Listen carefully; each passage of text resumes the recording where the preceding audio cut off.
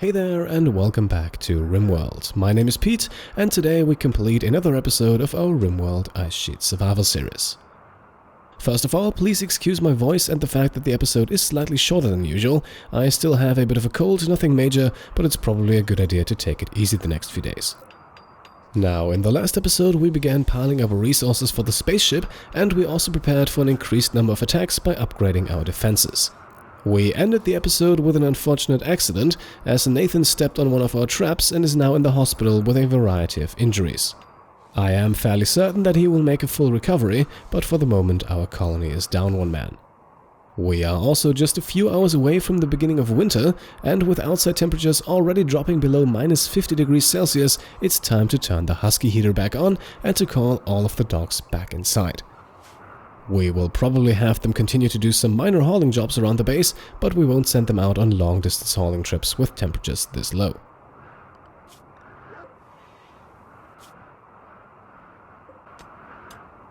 Antonio has finished mining plasteel for today. The vein here does indeed seem bigger than expected and should therefore be able to increase our reserves quite nicely.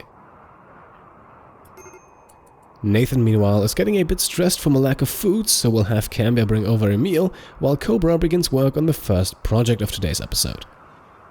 A few of you mentioned this in the comments and we already had a bad experience with sappers before, so we are now reinforcing the left flank of our base. At the moment the wall here is pretty thin and an attractive target for attackers to tunnel through, so we'll add a few layers now, which hopefully makes enemies go for a different approach.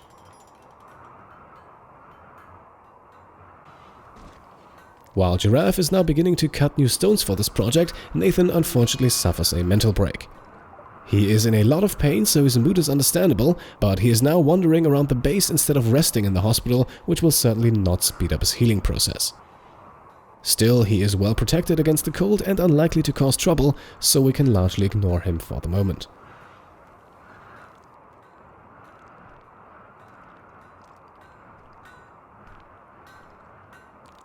Speaking of temperatures, this is now the first winter with our new and improved farming setup, and it looks like we will have to take a few additional measures to keep the plants warm enough. Closing a few doors between the farm and the hospital and constructing an additional door to the generator room will insulate the farm a bit better, and removing the stack of potatoes blocking the door at the bottom will also help keep the air warm inside. In the meantime, Cobra has constructed another layer of wall, however there is still a small gap. In that gap we have a few blocks of compacted machinery that I do not want to simply wall off, instead we'll now send Antonio over there to extract the components hidden inside the rock. At this point we can also give the huskies something to do, so I have created a small zone inside of our base that will allow them to haul rocks and materials, while it keeps them out of the cleaner parts of the base where we only have a few hauling jobs going on. This way they won't wander off too far away from the warmth of their small room, but they can still remain productive members of the colony. Looking at their food consumption, however, I would really like to sell a few of them, preferably the 3 that wandered in a while back.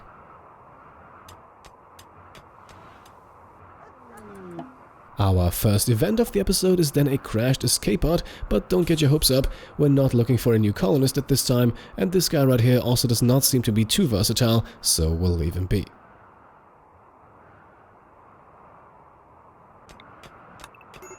A few hours later, Nathan's mental break comes to an end, and after getting some food and heading back to bed, his mood is set to improve significantly.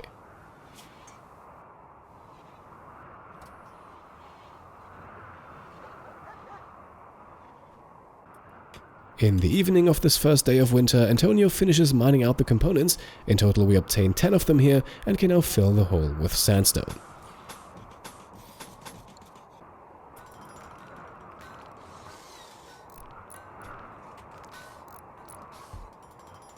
Just as we are about to queue up another layer of protection, Randy sends a solar flare our way, and this could become a small problem.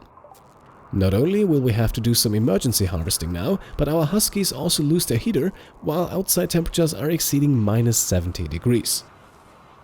As expected, we are unable to save all of the plants, but at the moment we have more than enough rice and potatoes, so the loss of one harvest should not bother us too much.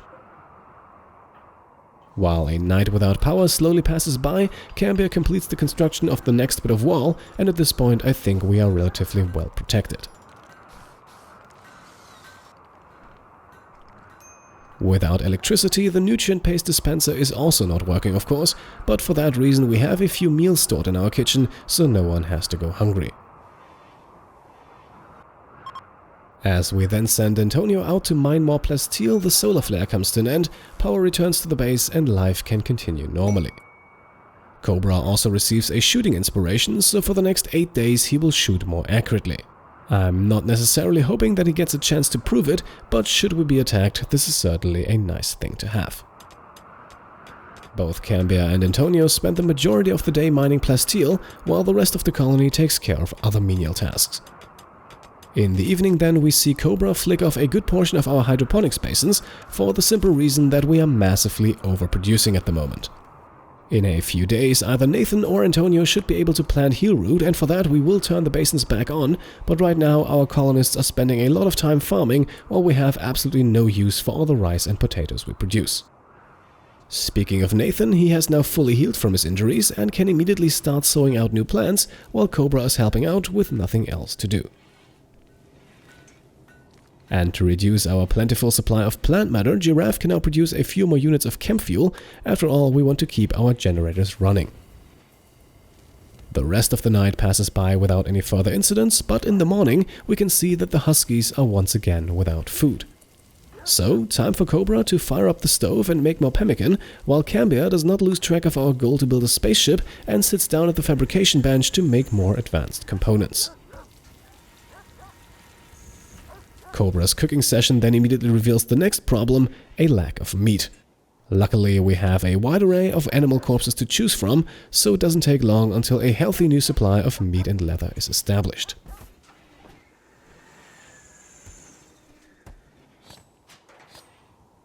In the meantime, Antonio is still mining. There is definitely a lot of plasteel to be found here, while Giraffe joins Cambia in our small workshop to carry on with her latest sculpture.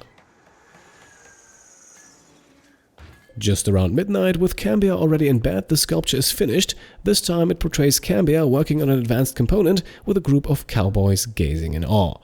And I think that will certainly help build our reputation around the galaxy, so we'll put it in the stockpile to be sold and then begin with the next one. Throughout the night, Cobra spends a bit more time in the kitchen making pemmican, while Nathan assists and hauls ingredients and the finished product back and forth. A few hours later, we witness another crashed escape pod, and I have to admit this was a tough decision. Yes, I know I said earlier that I'm absolutely not looking to add another colonist, as that would once again significantly increase the size of raids, but this lady right here was hard to pass up. All around a very skilled colonist with no faction affiliation and a cannibal at that, but again I think growing our population would be extremely risky at this point, especially considering how we're already making very good progress towards the spaceship. So once again we'll let the ice sheet do its thing here, but this was definitely not an easy choice. In the morning then, her corpse already lies frozen on the ice, ready to be picked up by everyone's favorite cannibal. Cambia then returns to the fabrication bench, as we now have exactly half of the advanced components we need for the spaceship, while Antonio continues mining. Our next event is then a psychic drone, and for the first time it does not affect the males, but the females, so only Giraffe. She is in a very good mood though, and even the drone can change that, so we can ignore it while we wait for it to pass. In the evening, Giraffe's next sculpture is finished. This time it features an image of Antonio constructing a spike trap, once again with cowboys looking on in amazement. So maybe Giraffe is trying to set a new trend in art here. In any case, we'll put the sculpture in the storage room and hope for a trader to pass by soon. And as if Randy heard my call, a combat supplier flies by just a few moments later, so let's see if we can't strike a good deal. First of all, we will sell our drugs as well as a plethora of shabby or outdated weapons, before we then get rid of Giraffe's sculptures for a total profit of 843 silver. The merchant does not have anything for sale that interests me at the moment, so stockpiling cash for the next one is probably the best idea. Once again then, night sets across the ice sheet, but this one does not pass by that easily. Instead, we experience our first drop pod attack. Luckily though, the Mechanoids do not land right in the middle of our base. Still, it's a sizable group consisting of 5 Lancers and 3 Scythers, giving us little chance but to use at least some of our traps. And considering the size of the group, we'll actually use the steel traps for this. Each Mechanoid will yield 20 steel when it falls, the 10 traps we'll lose will cost us 350 steel to rearm, but with 160 coming from the mechs, we're not losing too much. I have also decided to permanently activate all turrets in the base, because these drop pods could also land right on top of us, in which case we might not even have enough time to activate turrets. We definitely have enough electricity to keep them running, and the added security is worth using up a little extra power. The traps do a very good job against the bulk of the group, but a few of them still make it through. For that purpose, I have equipped Nathan with EMP grenades that he can now chuck at the Mechanoids to stun them. This keeps them pinned down in the small corridor, which is certainly not ideal, but even with only a few turrets being able to fire, the attackers don't stand much of a chance. One piece of wall then gets destroyed and the last remaining Scyther rushes in, but at this point the fight is as good as over, so we can undraft our colonists and let the turrets take care of the rest. Shortly after, the Scyther falls and Giraffe immediately begins disassembling it for materials.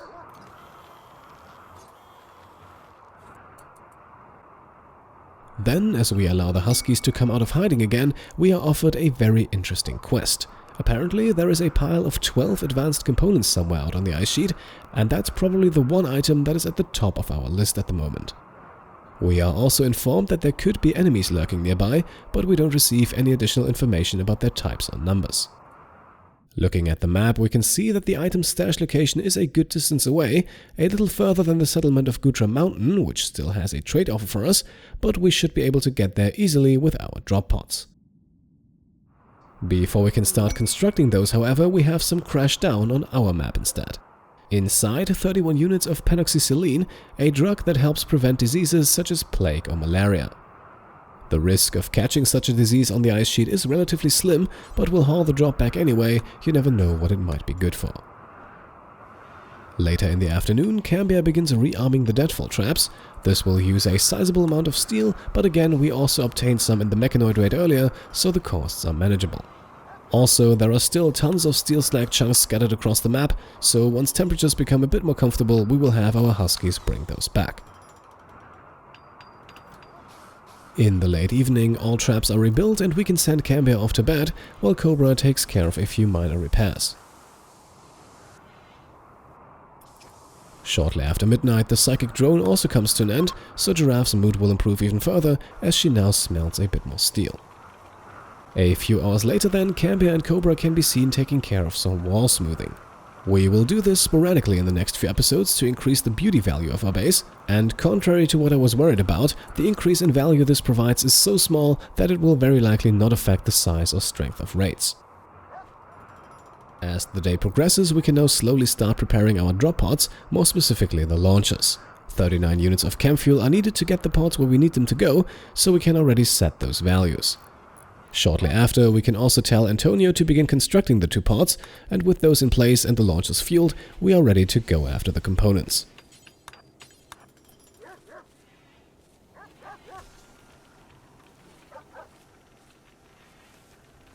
For this trip, we are taking Cobra, his shooting inspiration will hopefully come in handy, and we'll also take Giraffe. Cambia or Nathan are better shooters, but they're both pretty tired, so our master artist will see some action.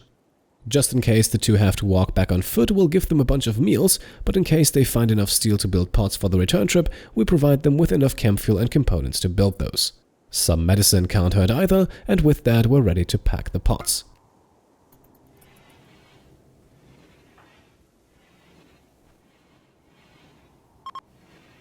Alright, time to launch, and as always we'll drop at the edge of the map.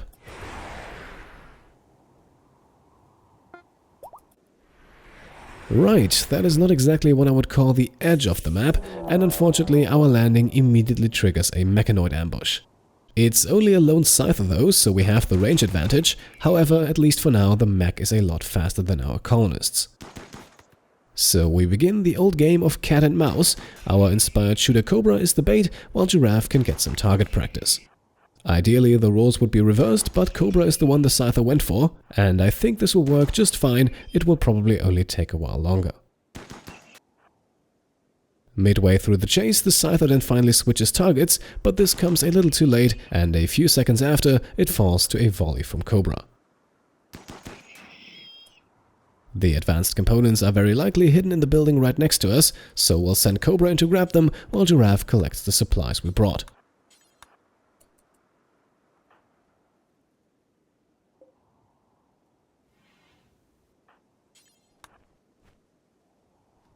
Conveniently enough, the building here is also made from steel, so we can deconstruct it for materials and then build the pods.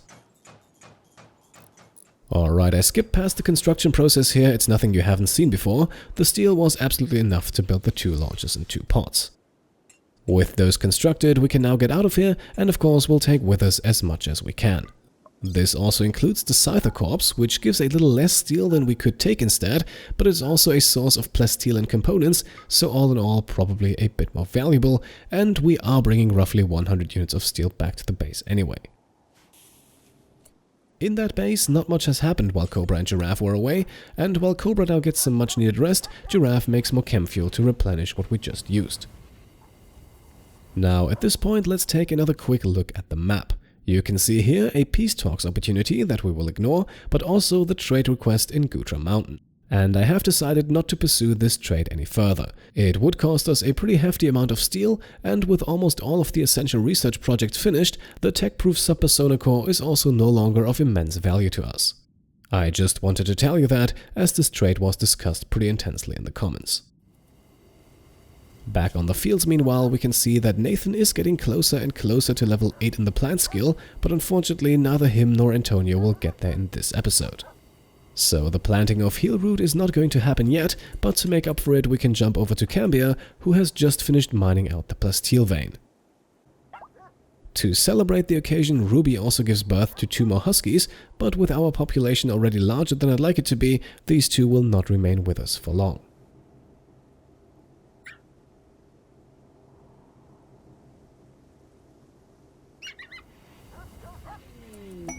Then, with a beautiful aurora lighting up the sky above the ice sheet and brightening everyone's mood, we are now going to make the cut in today's episode.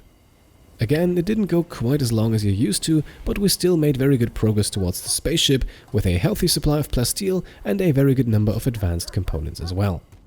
In the next episode, we will continue gathering materials. In all likelihood, we'll also finally be able to plant Healroot, and we will probably also improve our defenses further. Before I go, I also want to give a quick shout out to all the new patrons who have joined the Pete Complete Patreon since the last time we did this. So in no particular order, a big thank you goes out to Renix, Frank Honkers, Alexander Smart, Alex Gudenko, Cindy Chen, Adnan Quasi, Thomas Chetwin, Justin George, Kevin Clark, Doro Horo, Rhino, Stephen Berg, Xenos Trigger, Market Kilbright, KFRPYUTAFCYY, 1KMVW1M7, screw you for that username by the way, Dr. Robert J. Hogan, Jennifer Apathy, Sean Westmackett, Mike, Jave the Wise, Tony van Achterberg, Adam Carnahan, Moork, George Teasdale, Justin Simon, Elbow Burrito, JD, Lars Scheele, Undead63, Peter Arogvi Hansen, Boris Chekelin, Blink X, Vladimir Savochkin, Rob Arnold, Joshua Griffin, Keenan Ware, Titan Whittington, Ivar Ribbleston, Nick O'Neill, Matt Needham, Jonathan Terry, Jessica Robinson, Luisa Santoso, and Clemente Spurra. Also, a happy birthday goes out to Ollie T. A special someone told me about it, and I hope you have or had a wonderful day. And with all of that being said, let's wrap things up right here. As always, I hope you enjoyed the episode, and if you did, then I would be happy if you could leave a thumbs up. If you want to support me and my channel further, then go ahead and subscribe if you haven't already, or feel free to check out and maybe pledge to the Pete Complete Patreon. Thank you all for watching, and I'll see you next time. Cheers.